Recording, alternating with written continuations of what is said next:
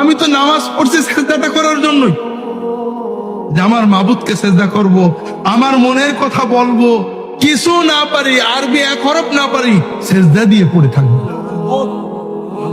আল্লাহ রাসূল সাল্লাল্লাহু আলাইহি ওয়াসাল্লাম বলছেন, যখন রুকু করবে শান্ত হয়ে যাবে।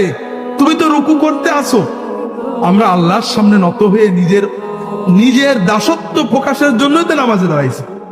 কিচ্ছু পারিনি, সব মাপ, কিন্তু মাথাটা নিচু করে রুকুতে গেলাম, দাঁড়ালাম, দাঁড়িয়ে কি দাঁড়িয়ে পুরো না দাঁড়িয়ে, অধিকাংশ মানুষ আপনারা পুরো ইমাম জামাতে যখন পড়েন ইমামের জন্য বাধ্য হয়ে দাঁড়ান, তারপরেও ইমামের আগেই নেমে পড়ে।